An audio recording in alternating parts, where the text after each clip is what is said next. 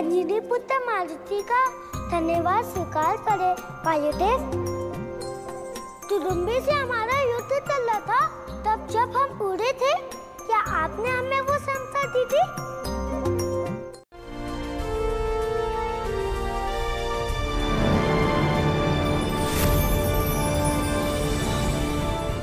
इस शंख के बजते ही आपका समय आरंभ होगा।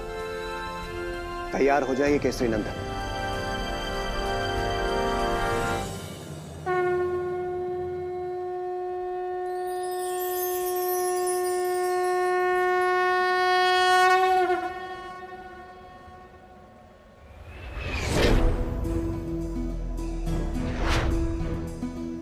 जय हनुमान ज्ञान गुण सागर, जय कपीस तिहु लोक उजागर।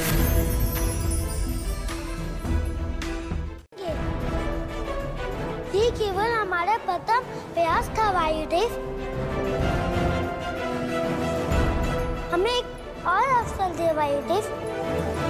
हम सिद्ध कर देंगे कि हम आपके शिष्य बनने के योग्य हैं। आप हमें धर्म संकट में डाल रहे हैं पुत्र। उचित यही होगा कि हम आपको स्पष्ट रूप से मना कर दें, परंतु पिता का हृदय मानता कहाँ है, ये जानते हुए भी कि आप पुनः विफल होंगे।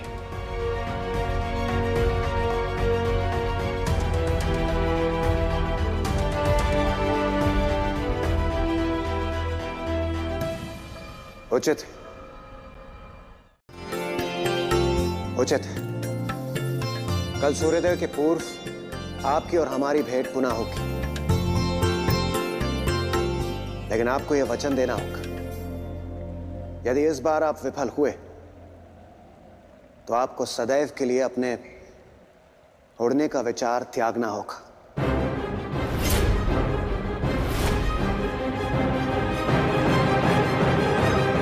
क्या आपको स्वीकार है? हमें स्वीकार है, हमें स्वीकार है।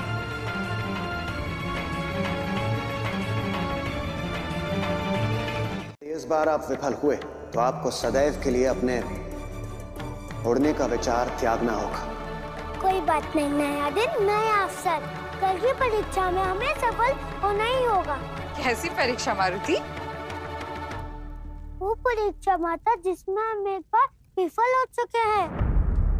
सफलता विफलता हार जीत कभी निर्णायक नहीं होते पुत्र। हम केवल इतना कर सकते हैं कि जब भी हमें अवसर मिले हम श्रेष्ठ प्रयास करें। सौभाग्य से हमें अवसर प्राप्त हुआ है माता। अच्छा, और इस बार आप आ नहीं सकते।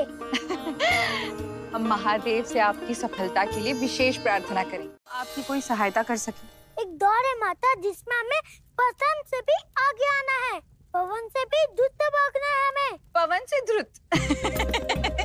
तब तो आपको मन की गति से ही भागना होगा। मन की गति अर्थात समस्त संसार में सबसे अधिक गति मन की होती है। आप अपने आप को ही देख लीजिए। इस क्षण आप रसोई में होते हैं लड्डुओं के साथ, और दूसरे क्षण किष्किंधा पहुंच जाते हैं महाराज बाली की गदा के पास, है ना? वो तो है माता। दौड़ में सफलता के लिए विश्राम की भी आवश्यकता है। चलिए रात्रि हो चुकी है, आराम कीजिए।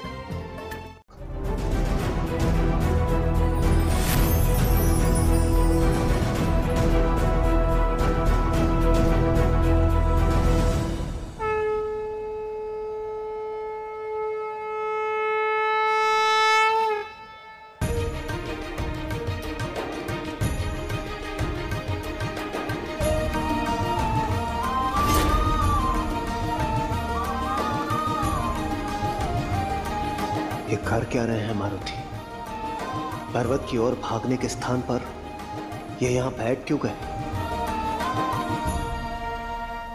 जय श्री राम। स्थान पर हमने इस बार अपने मन को भगाया वायुदेव, क्योंकि मन की गति सबसे द्रुत होती है।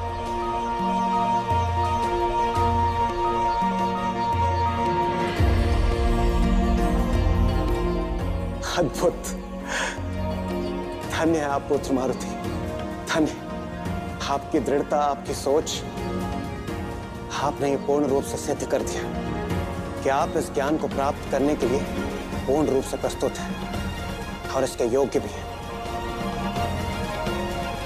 हम आपको उड़ना अवश्य सिखाएंगे। पथ अनेक होते हैं किंतु लक्ष्य मात्र एक। जिस प्रकार गुरु होता है उसी तरह ज्ञान भी होता है। अर्थात यदि आप मुझसे पवन देव से उड़ने का ज्ञान प्राप्त करेंगे तो आपको पवन रीति के अनुसार ही करना होगा। क्या होती है पवन नीति? जिस प्रकार पक्षी उड़ने के लिए अपने पंखों की सहायता लेते हैं, उसी प्रकार हम भी अपने सप्त मरुड़ गणों की सहायता से इस समस्त संसार में जीवन वायु प्रवाहित करते हैं, जो सप्त मरुड़ गण आपको उड़ना सिखाएंगे। क्या आप उनसे मिलने के लिए तैयार हैं? हम प्रस्तुत हैं। जिससे हम सम्मिलित रूप से मारुति को उड़ने का ज्ञान प्रदान कर सकें। कहीं ये कोई सपना तो नहीं?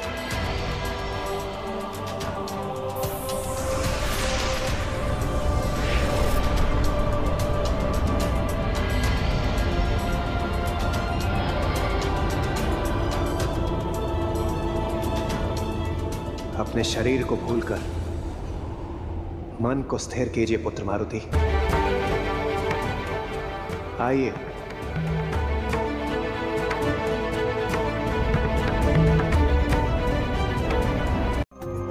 उड़ता छोड़ा, वो उड़ कैसे रहा है? आप अब हमारी और सप्त मरुड़ गणों की शक्ति से उड़ने में पूर्ण रूप से पारंगत हो चुके हैं। मुक्त नभ में मुक्त पक्षी की तरह विचरण कीजिए। जहां आपकी जाने की इच्छा हो वहां जाइए। समस्त संसार आपका क्रीड़ा स्थल है। जाइए और उड़िए। प्रणाम वायुदेव।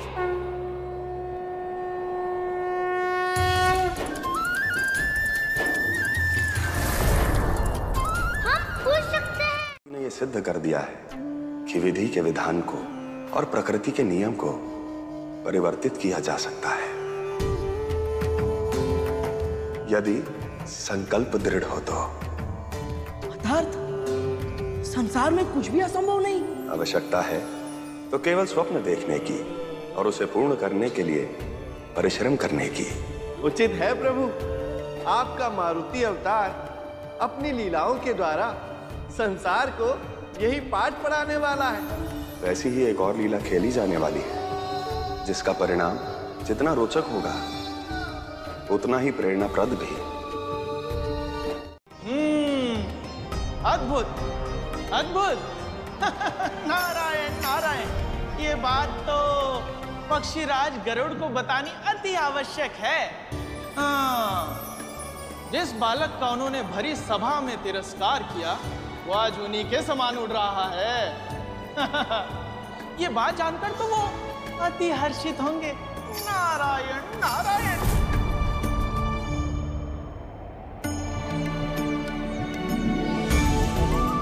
पूरा सुमेरु, सावधानी से जाना होगा, कोई हमें उड़ते हुए देख ना ले।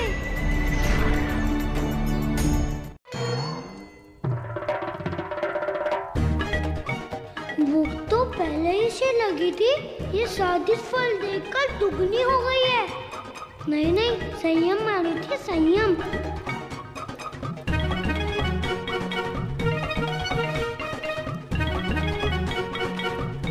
एक खा लेते हैं, केवल एक। हे पूत चमत्कारी, मिटाइए भूख हमारी।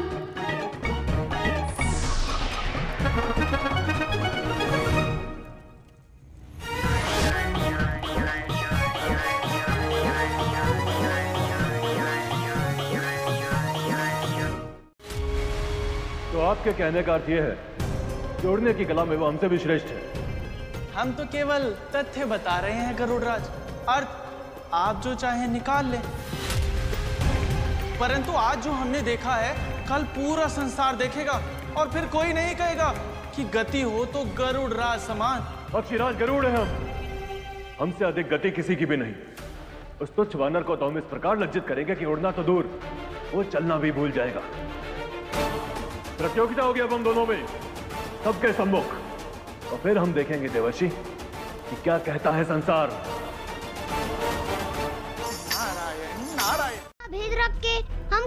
मारुति।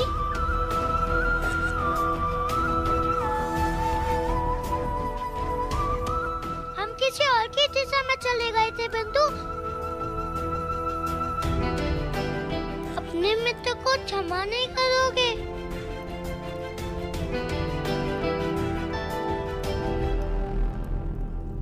ना ही बताएंगे किसी को। तुम्हारा भेद सुरक्षित बा मारुति। अपने नेत्र बंद करो मित्रों।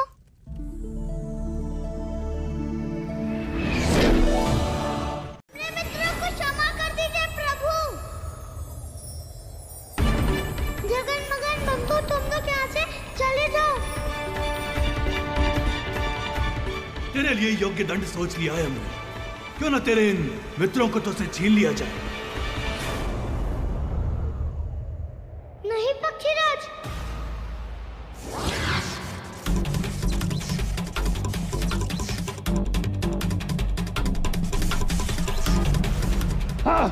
रुकिए, हमारी बात सुनिए गरुड़राज।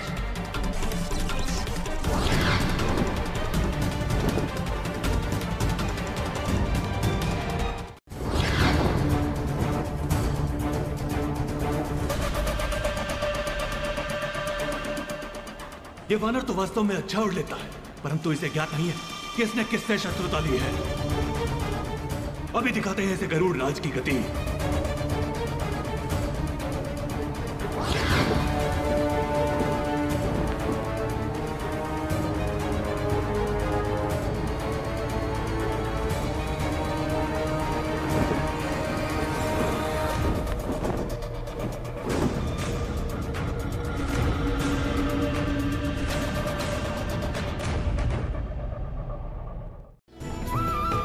परंतु ज्ञान पर आवरण डाल देता है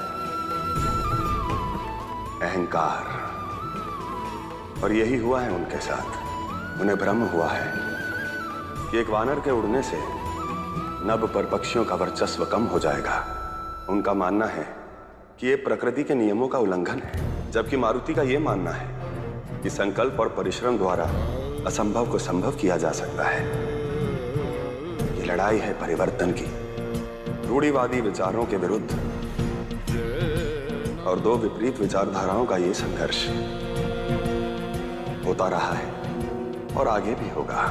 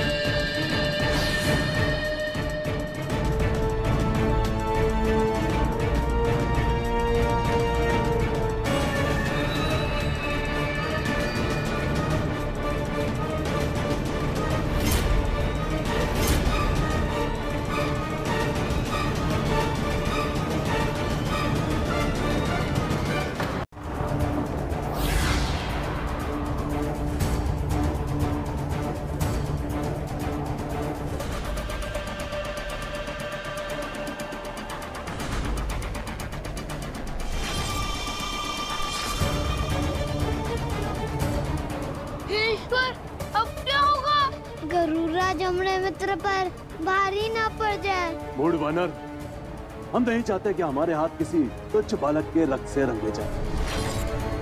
इसी कारण हम तुझे एक अवसर और देते हैं। हम तेरे मित्रों को मुक्त कर देंगे यदि तू हमसे क्षमा मांग ले और फिर कभी हमें आकाश में उड़ता हुआ दिखाई न दे। आपको जीतना है अपने हम को जिताने के लिए, और हमें जीतना है अपने मित्रों को बचाने के लिए। तो ठीक है, हम दोनों में से जो भी संपूर्ण पृथ्वी की 21 बार परिक्रमा करके पहले लौटेगा वही इस प्रतिस्पर्धा का विजेता होगा। पृथ्वी की परिक्रमा, वो भी 21 बार। एक बार फिर विचार कर ले वानर, तो अब भी हार मानकर पीछे हट सकता है। बातों में समय व्यर्थ नहीं करते गरुड़राज, हमें घर भी लौटना है। तो संसार का कोई भी प्राणी उसे स्पर्श तक नहीं कर सकता। तो उड़ वानर, अपनी संपूर्ण शक्ति लगा कर उड़। तनिक हम भी तो देखें कि तेरे गुरु ने तुझे क्या सिखाया है।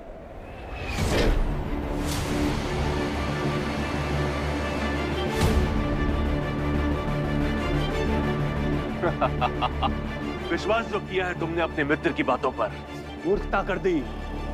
अब शेष जीवन यही बीतेगा तुम्हारा, किसी काल कोठरी के कोने में।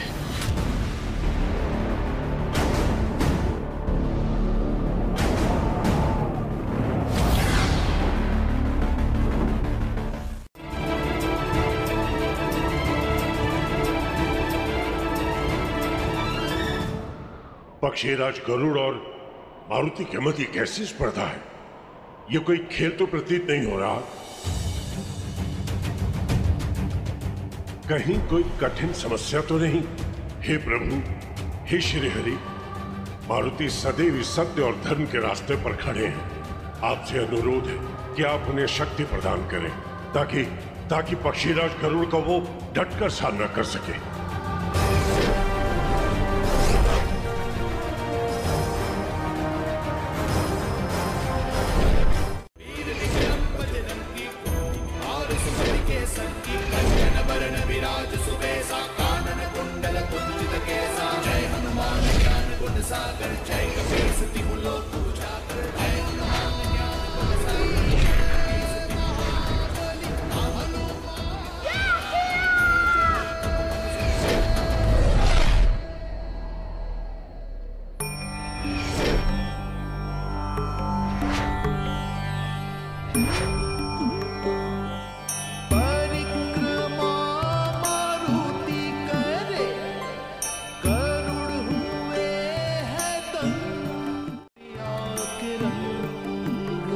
हे प्रभु, ऐसा प्रतीत हो रहा है कि मारुति पृथ्वी की परिक्रमा कर रहे हो।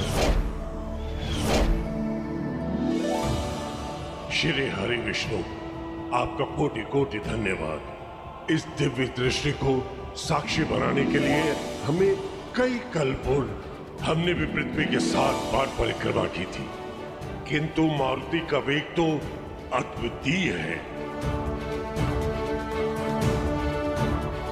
हे प्रभु, हे श्री हरि विष्णु, आपकी लीला तो अपरंपार है। उन्हें चुराने का एक ही उपाय है।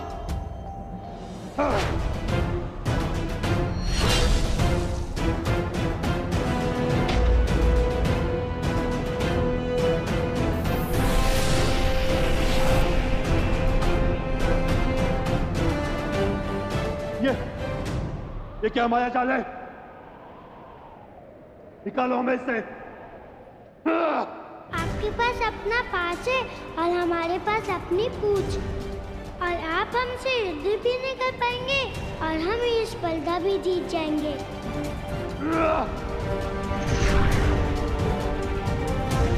बार आपका अपमान भी किया, क्षमा प्रभु। अहंकार से जन्म लेती है अज्ञानता, जिससे बड़े बड़े ऋषि मुनि भी नहीं बच पाते। यदि मन श्वेत वस्त्र है तो अहंकार कीचड़ है। हमसे भूल हुई है प्रभु, हम दंड के अधिकारी हैं, दंड दीजिए हमें।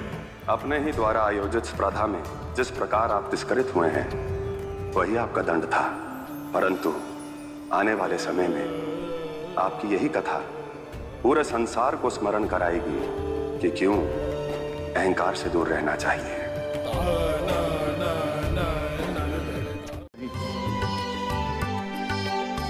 मारुति ने हमें हराकर हम पर कृपा की है। धन्यवाद मारुति। आपको भी धन्यवाद गरुड़राज। अब तो आप हमारे मित्रों को मुक्त कर देंगे ना? अवश्य मारुति। आपने भी तो हमें हमारे अहंकार के कारावास से मुक्त किया है। हमारी एक जिज्ञासा को शांत कर दीजिए। कौन है आपके गुरु? हमारे गुरु हमारे कुल गुरु भी हैं, पूज्य वायुदेव। वायुदेव?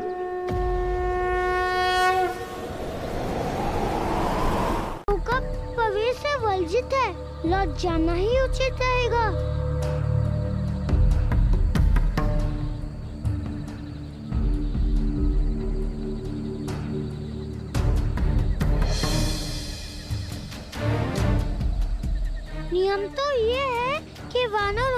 क्षेत्र में पैर नहीं रखेंगे तो हम नहीं रखेंगे, उड़ कर जाएंगे। जय श्री राम।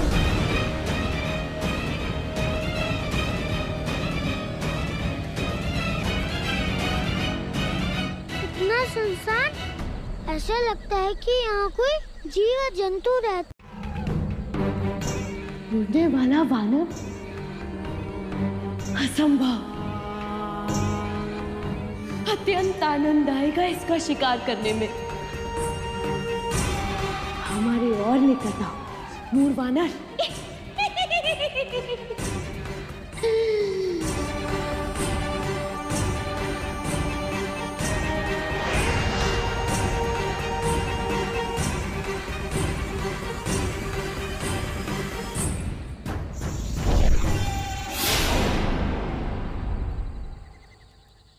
असंभव। मृत्यु देंगे जो मृत्यु भी कांप उठेगी। नहीं, हमारे मित्र हमारी प्रतीक्षा करने होंगे। अब लौट जाना उचित होगा।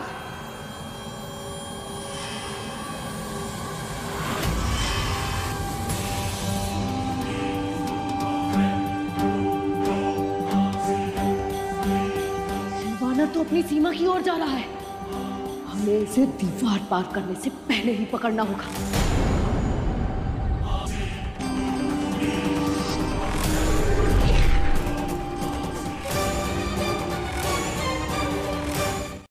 सिंहिका कोई साधारण राक्षसी नहीं नंदी, वो राक्षस राहु की माता है। प्रभु, क्या ये वही राहु है जो समुद्र मंथन के समय अमृत पीकर अमर हो गया था? सिंहिका का संबंध राक्षसों के ऐसे पराक्रमी एवं भयावह वंश से है जिनका संहार करने के लिए स्वयं श्री हरि विष्णु को 2 बार धरती पर अवतरित होना पड़ा। सिंहिका के दोनों भ्राता हिरण्यक्ष और हिरण्यकश्यप का अंत श्री हरि के हाथों ही हुआ है। उनकी कथा क्या है प्रभु? दोनों ही हिरण्याक बंधु श्री हरि के प्रति दुर्भावना रखते थे। श्री हरि को चुनौती देने के लिए हिरण्याक्ष ने वो आबाद अजय हो गया था, परंतु नियति की विडंबना देखो।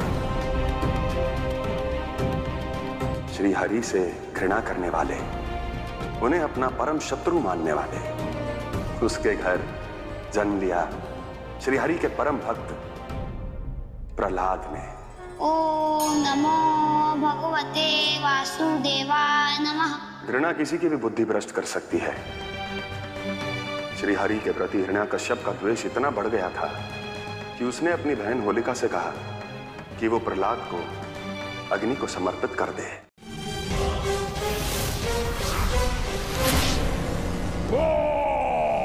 सिंहिका, सामने से वार कर। तू क्या चाहती है? क्यों आई है यहाँ?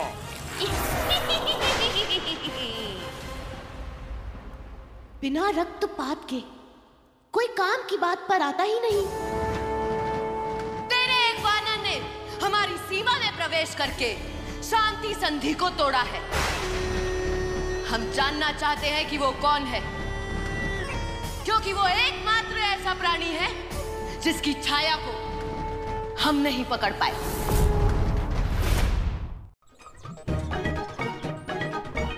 जब हम उनसे उड़ना सीखे हैं, तब से छुपन छुपाई का खेल ही बिगड़ गया है। काहे की पकड़ में तो आवत नहीं है। पहले कौन सा पकड़ लेते थे बंधु?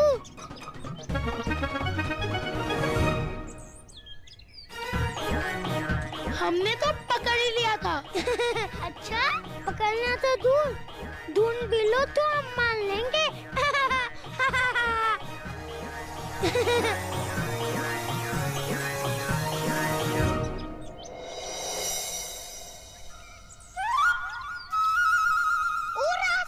उस वानर ने शांति संधि को तोड़ा है। इस कारण हम वानर राज बाली तुम्हें अनुमति देते हैं कि तुम सुमेरु राज्य जाओ और उस वानर को दंडित करो। ये कार्य पूर्ण करने के लिए हम तुम्हें 1 दिन का समय प्रदान करते हैं। 1 दिन पर्याप्त है हमारे लिए।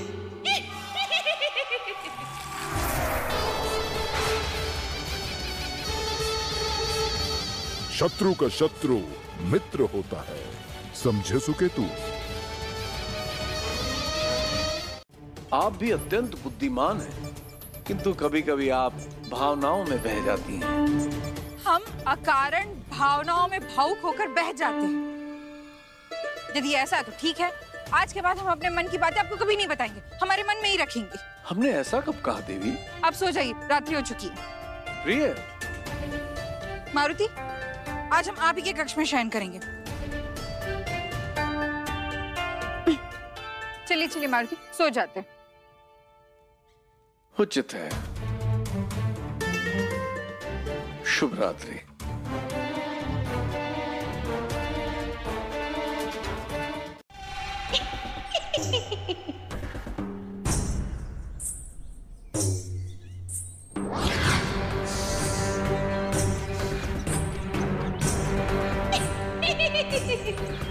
अब मैं सुमेरुवासी की छाया को अपनी पोटली में बंद करने जा रही हूँ।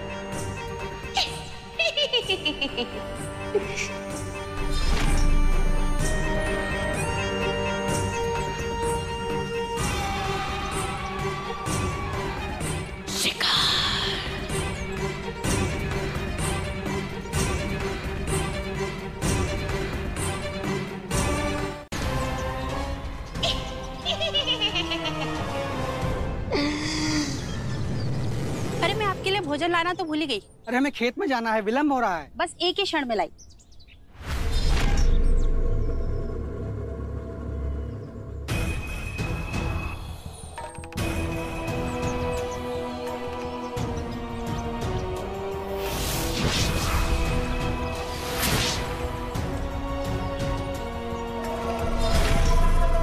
ये लीजिए आपकी भोजन की पोटली। अरे चले भी गए।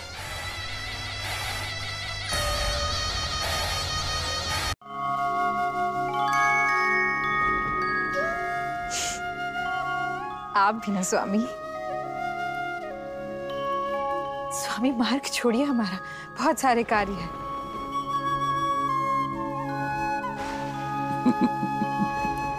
महाराज शीघ्र आइए, लगता है सुमेर पर कोई बड़ी संकट आन पड़ी है। आइए मेरे साथ। सुरीली महाराज की यहाँ तो अभी कोई आया भी नहीं। सुजाता, सुरीली,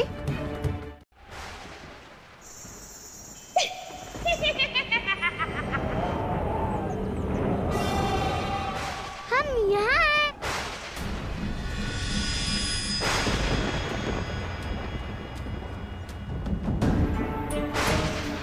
जगन मगन नंदू कहाँ हो तुम लोग?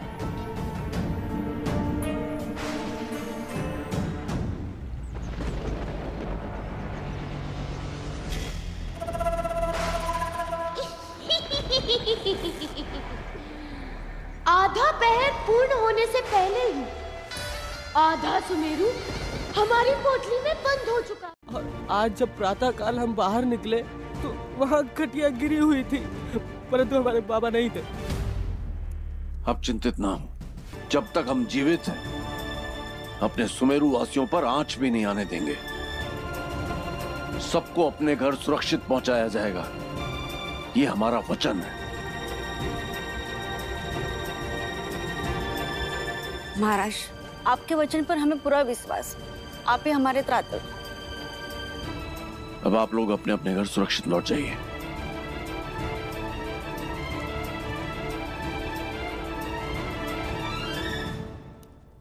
स्वामी, महादेव को समर्पित यज्ञ की अभिमंत्रित भभूत है ये। इसे चारों ओर घेरा बनाकर महल को सुरक्षित करना अति आवश्यक है, और इस कार्य के लिए आपको हमारे साथ चलना होगा। अवश्य गुरुदेव। देवी, आप ध्यान रखें, हमारी अनुमति के बिना महल के बाहर कोई न जा पाए।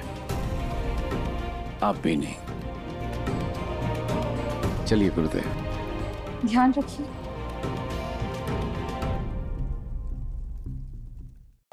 भभूत की ये रेखा अटूट होनी चाहिए, कोई स्थान रिक्त न छूटे। यदि सुमेरु निवासियों के अदृश्य होने के पीछे कोई असुरी शक्ति और यदि वैसे भी कोई अपवित्र शक्ति महल में प्रवेश करने का प्रयास करती है तो महादेव का ये भभूत उन्हें भीतर नहीं आने देगा। आपको केवल इतना सुनिश्चित करना है महाराज कि ये भभूत यथावत रहे, इसे यहाँ से हटाया न जाए। सबको सूचित कर दिया गया है गुरुदेव। महादेव की भभूति का ये सुरक्षा चक्र जैसा है वैसा ही रहेगा।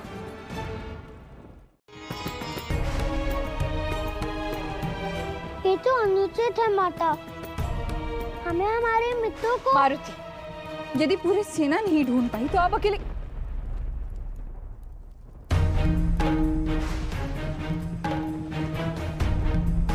मारुति, हमारा वो अर्थ नहीं था। हम केवल इतना कहना चाह रहे हैं कि आप चिंता ना करें, अवश्य ही आपके सारे मित्र सुरक्षित ही होंगे। क्षमा माता, आप जो चाहें वो हमें दंड दे सकती हैं,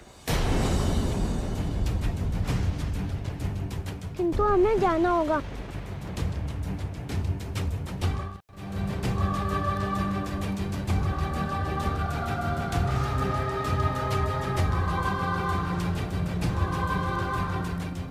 ऐसा क्यों प्रतीत हो रहा है कि मारुति लौट कर आएंगे ही नहीं।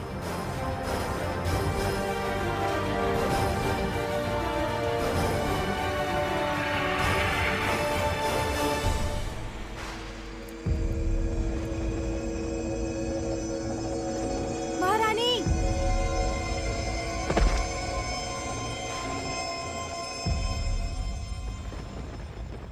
राजकुमार, माता।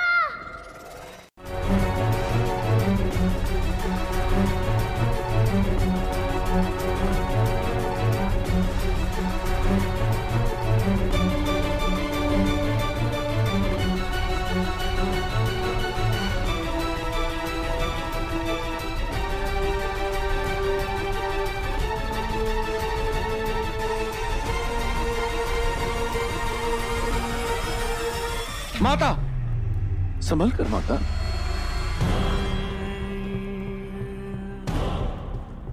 आइए माता, आइए। राजकुमार, महारानी के अचेतन होने का दोष अपने आप को बिल्कुल ना दीजिए। माता का तो ये स्वभाव ही होता है। ये ममता की मूर्ति अपने संतान के सुख और सुरक्षा की कामना करती है। मैं कुछ औषधि दे देता हूँ, ये शीघ्र ही स्वस्थ हो जाएंगी। धन्यवाद वैद्य जी, आप हमारी माता को ठीक कर दीजिए, हम सदा ही आपके आभारी रहेंगे। अवश्य राजकुमार, हमें औषधि निर्माण के लिए प्रयोगशाला में जाना होगा। हम भी आपके साथ चलते हैं।